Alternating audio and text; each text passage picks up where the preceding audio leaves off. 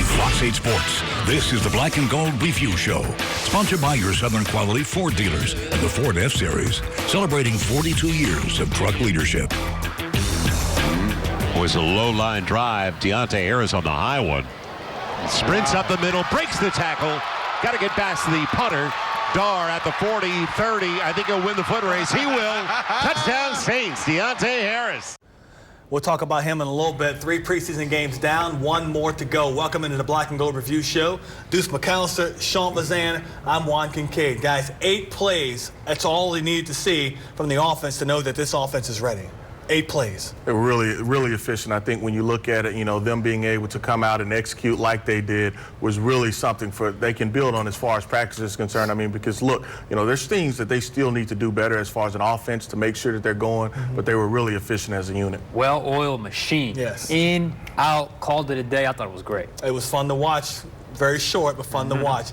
Get you right to the headlines for tonight's show. A lot to get to. Headline number 1, effective and efficient on offense, 8 plays, just over 3 minutes, 4 completions by Drew Brees, and a drive that heavily involved Alvin Kamara and Michael Thomas. The Saints saw everything they needed to see in a short amount of time. Was it the perfect drive for Sean Payton to see? I think there's still things that they can build on when you go back and look at those plays. I mean, because teams know that you have to be able to stop Alvin Kamara and Michael Thomas. And so, the question becomes, okay, what's my counter? What's my counter when teams double Michael Thomas? What's my counter when they can take away some of the throws that Drew was making to Alvin? And so that's probably the next question. Brees was so on point, though. His accuracy was there, short of that ball that got tipped at the line of scrimmage. And I actually got the most out of the play that technically went wrong. When they went that little seam route to Garrett Griffin, immediately my thought was, when 87's on the field, he's running that route, and that's a touchdown. And you can tell that play is going to be in their playbook this season, and it really hasn't been around for the last couple of years, that seam route. So I thought it wasn't flawless, but it was about as good as you can expect. And it got him in and it got him out. Sean Payton didn't need anything else, and everybody took a seat. And Deuce, you said when the defense is going to take one guy away or another guy away, what's the other option going to be? Jared Cook is that other option. We didn't get to see him, unfortunately. Yeah, Jared Cook will be the other option, and then you'll sprinkle in some Ted Ginn Jr., some Traquan Smith, and those guys will have opportunities as well. I mean, but there's always things that he can go back and look at. Hey, look, guys, this is what we need to improve on. This is basically their opening first 15 plays, and I thought it was a really good job. Okay, headline number 2, defense does the job. Same could be said about the defense. Offense did it, defense as well. Their time on the field, a bit longer than the offenses. They got in a full quarter, but their effectiveness, Sean, was there, and a forced turnover on the Jets' first drive. Second play, no points allowed, got off the field. You could not ask for more from this starting defense. First off, heck of a play by Marshawn Lattimore to go in there. That's a corner on a running back / receiver and rip that ball away and have the presence of mind to run. Now, look, he was down by contact, but still, that was a heck of a play. That happens in the regular season during a game. That is a game-changing type of momentum play. So, heck of a play by him. Defense looks sharp. Demario Davis, in particular, really looks regular season ready. The defensive line looked good. Secondary looked good. I thought it was between first and offense and first team defense. I thought that was about as good a start as you possibly have in a 3rd preseason game. It was really impressive to see them. That's something that they've practiced, as far as in practice. They want to get the ball out. They're digging at the football, and it's normally, hey, look, one guy hold him up and another guy come in and strip him, and that's really was what was going on. And it was just impressive that not only did he cause the fumble, but he came up with the fumble, and that being Marshawn Lattimore. And so, it was impressive for those guys to be able to come out and perform like they did, against a really, I think a really good quarterback, as well as they have some different weapons. Look, now, Le'Veon didn't play, and in the interior, some of their guards and center did not go, but with whomever was out there, the Saints did a really nice job. Headline number 3, Harris has the juice. Deontay Harris has been one of the most talked about rookies in camp because he's earning one of those coveted 53 roster spots. The 78-yard punt return for the touchdown followed a fumble he had on the previous return. How a player handles adversity is key. Can he put behind him the previous play? Harris certainly did all that, and it's paid off for him. Yeah, for me, when you look at the situation, it's about building trust, not only with Coach Payton, but, obviously Coach Rizzi as well.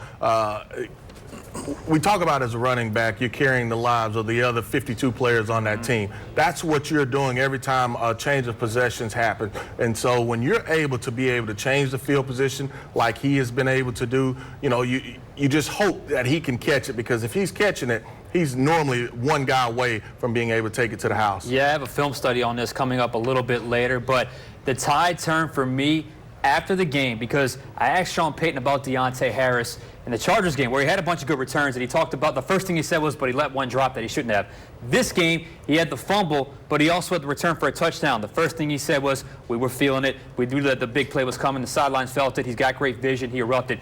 The tide is turning. He didn't highlight his mistake first. He highlighted the big play first. So I think Deontay Harris has ran his way onto the roster. I talked to Michael Maldy. He said he didn't think he's locked up the spot yet, but boy, it'd be hard to keep him off this team, Sean, because he's consistently showed himself to be a threat with catching punts and kickoffs. He has made a difference in every single preseason game with his returns and turning field position, and in this case, scoring points. They haven't had that in how long? Not since Darren Sproles. Yeah. So he has made a difference.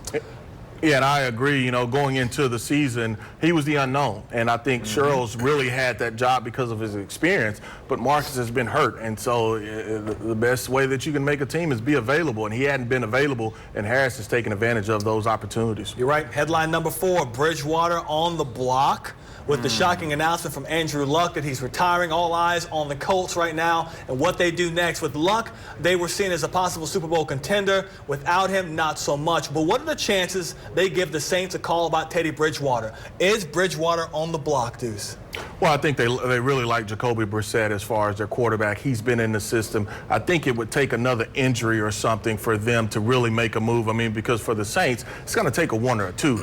I don't think that they move Teddy unless they get some type of offer like that. And I just don't see the Colts making that type of play. You never say never, but right now I think that would be highly unlikely by the Saints. If your phone rings, if you're Mickey Loomis, and is it Ballard, the GM for the Colts? If he calls, you pick up the phone and you listen. If it's the second-round pick or better, I might be considering it. But if it's behind that or later than that, probably not. Also, wouldn't be a bad idea, since you do have an issue at reserve tackle. If they have a reserve tackle that perhaps you got a good grade on, maybe him in the deal. I'm just saying.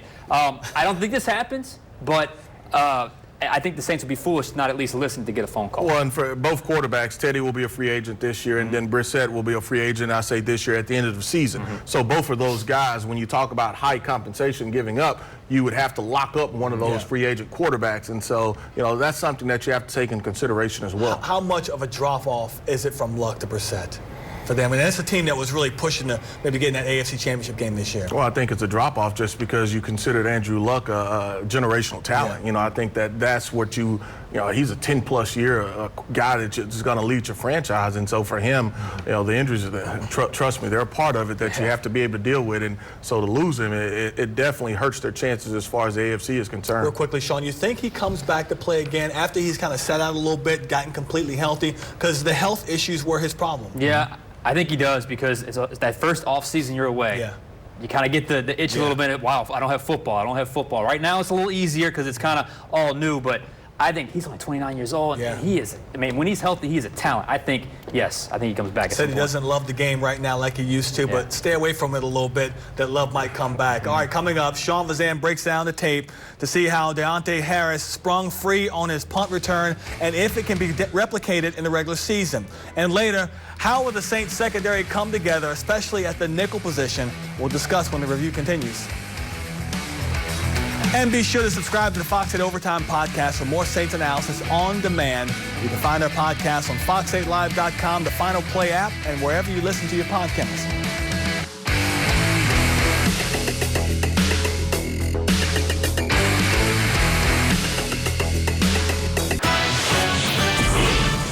You're watching the Black and Gold Review Show, sponsored by your Southern Quality Ford dealers and the Ford F-Series, celebrating 42 years of truck leadership. Back here on the Black and Gold Review, it's time to talk tape with Sean, and his focus today, the most electrifying play of the game. Yeah, I would agree. Deontay Harris last week said he felt like he was close to breaking a big one in the game, and guess what?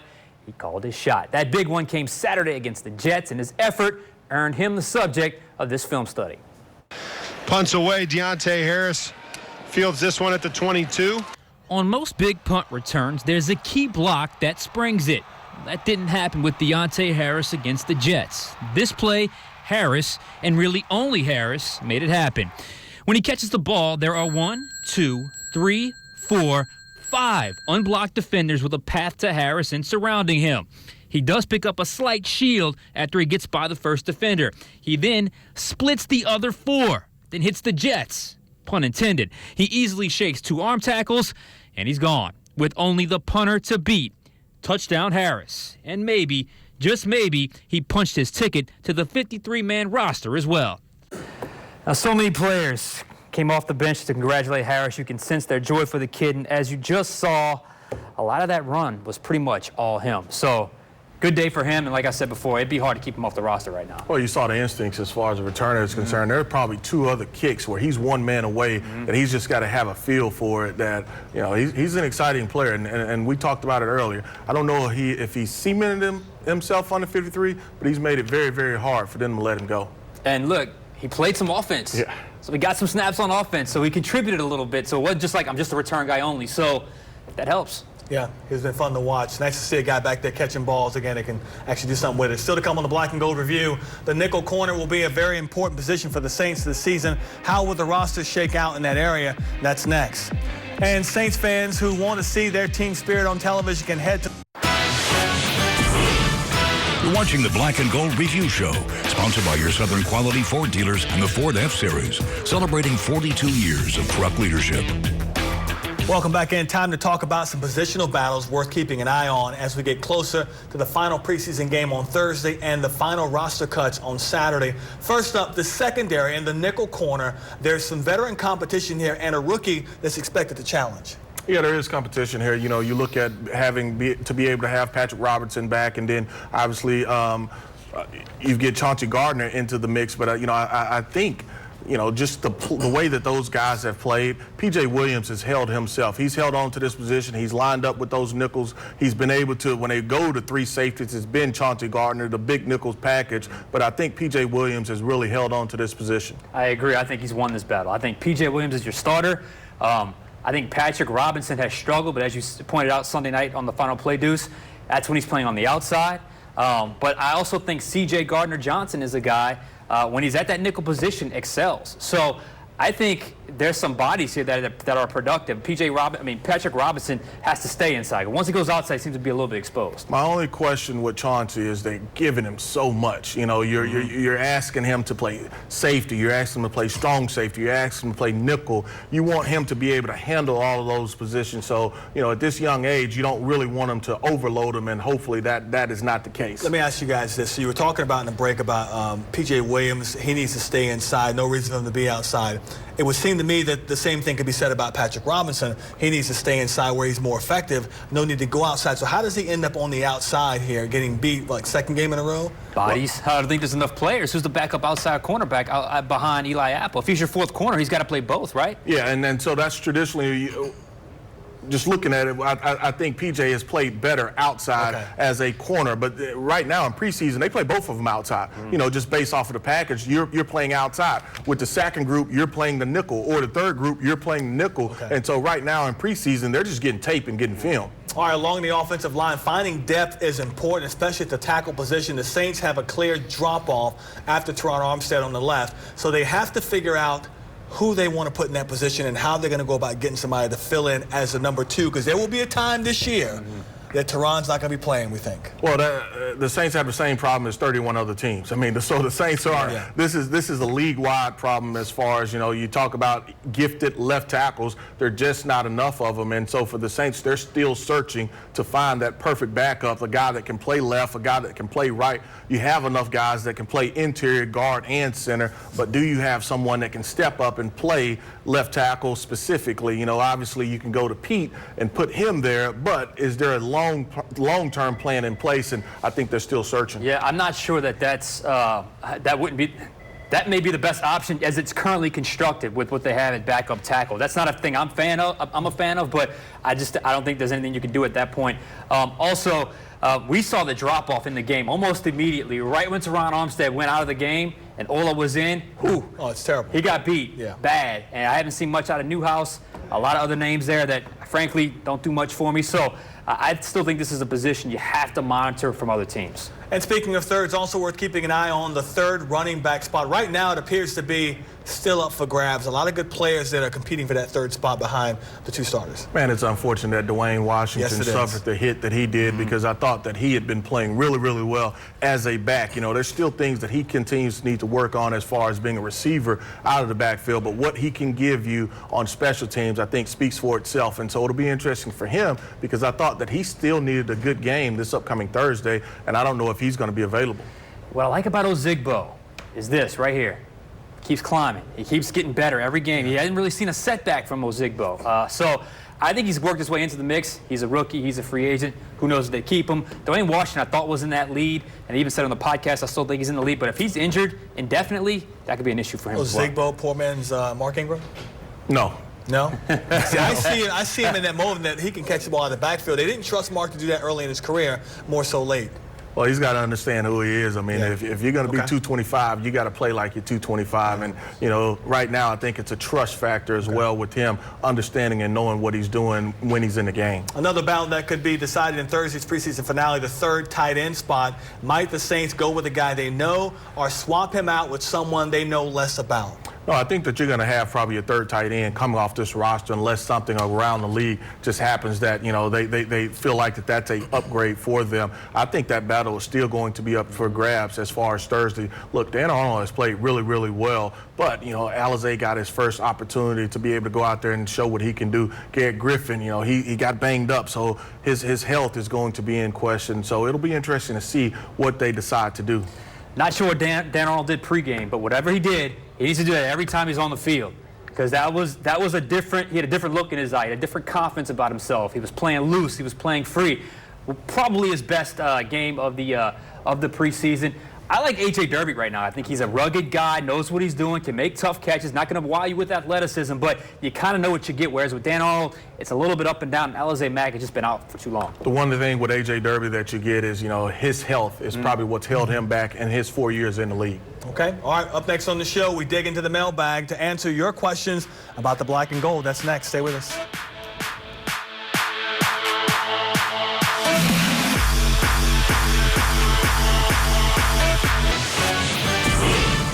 You're watching the Black and Gold Review Show, sponsored by your Southern Quality Ford dealers and the Ford F-Series, celebrating 42 years of truck leadership.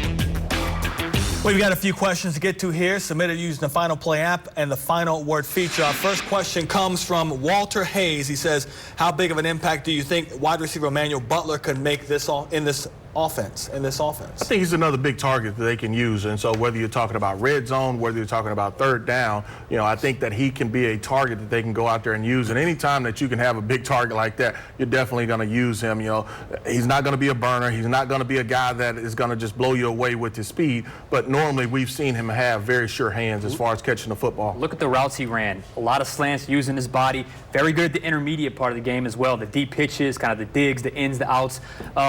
I think he's on this roster. I think he can have an impact. I don't know how big of an impact, but I think he can have an impact. Our next question comes from Ivan Fields down in Bunkie. He wants to know, will wide receiver Cyril Grayson Jr. make the 53-man roster? I feel for Cyril Grayson because I think he's done everything he could possibly do to make this roster.